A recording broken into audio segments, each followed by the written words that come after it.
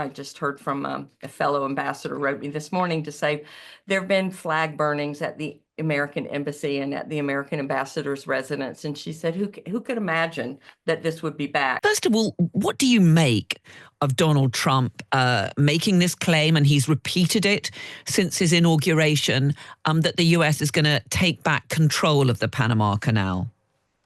I'm struggling with entirely what to make of it, Carol, and I think most other kind of observers and commentators are as well.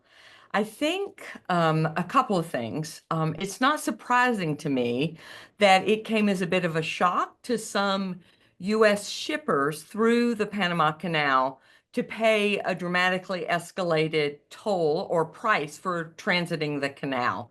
And that happened in 23 during the drought. So if you were a shipper of liquefied natural gas, which is a really significant portion of what goes through the canal, the U.S. is by far the largest origin of shipment through the canal. Those shipments that are going to go to Asia, they can get there in a month if they go through the Panama Canal. The Panama Canal ran into a drought. It uses fresh water in order to get the ships lifted up over the high part in the center of the country and then back down to sea level. And during the drought, the number of transits were cut, not by half, but from, say, 38 ships transiting a day to more like 22. So what the Panama Canal Authority did was keep the tolls the same, but they had an auction system for the available slots, and the auction could add an awful lot to it. So it is not surprising to me that shippers, it would not be a surprise to me to know that oil shippers, shippers that were sending liquefied natural gas through the canal, for example, or other cargoes, faced dramatically escalated prices, and that, you know, the president talks about being overcharged, severely overcharged. I think that it came from a temporary situation in which there was a drought and the number of He transits were seems to believe that, but he seems to believe that US shipping is being disproportionately overcharged in comparison with the vessels of other countries. I can find not a shred of evidence that would back that part up, though, Carol, and I want to say that.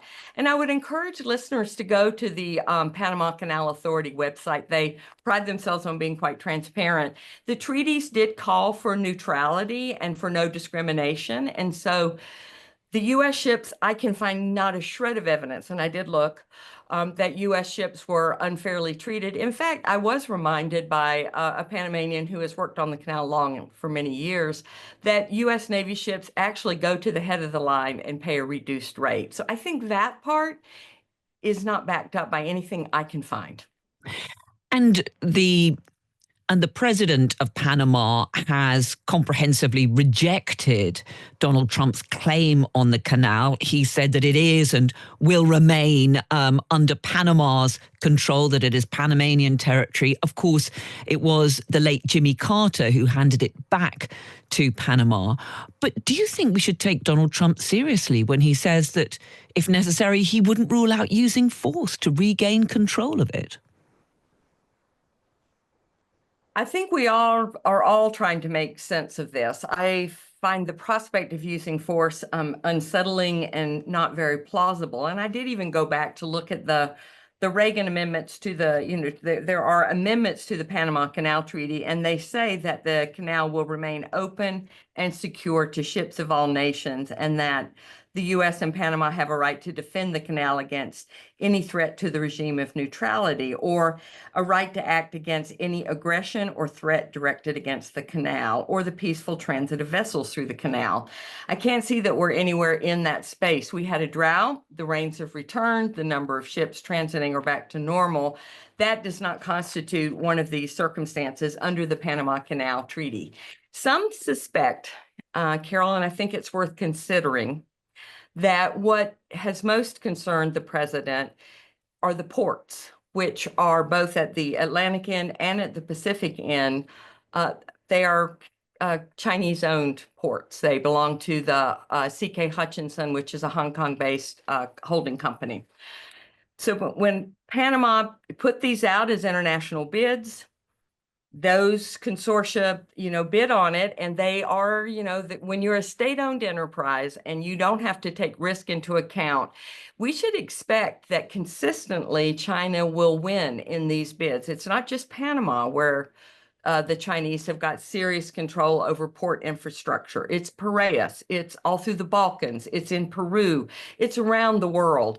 I do think this is worth a look at that may be what the larger issue is, but it does not validate a claim that China controls the canal. The facts do not add up to that. Well, that's what Donald Trump has said, hasn't he? He said, look, we handed control of the canal back to Panama, not to China. China's now controlling it. And Marco Rubio, who is likely to be the next Secretary of State, has said that China effectively, because it owns those two ports at either end of this vital shipping lane, that they are effectively controlling the canal and could, if they wanted to, close down access.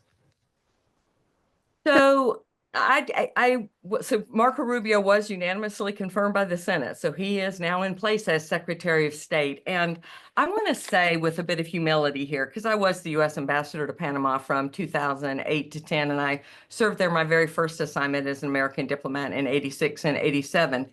So, and I worked on the canal and the relationship all the way through it.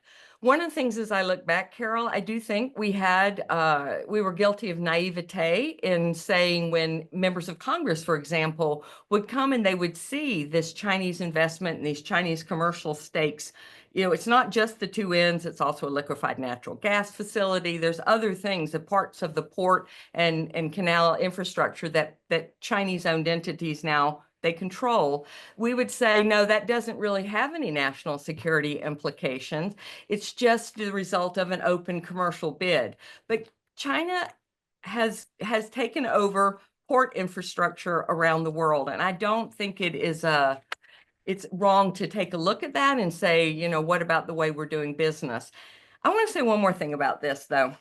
I was really heartened to hear President Trump's new national security advisor, Mike Waltz, talk about the president's plans to focus much more U.S. attention on our relationship with the Southern Hemisphere and to have really a big interagency process to pay more attention to and try to restore some of America's standing in Latin America.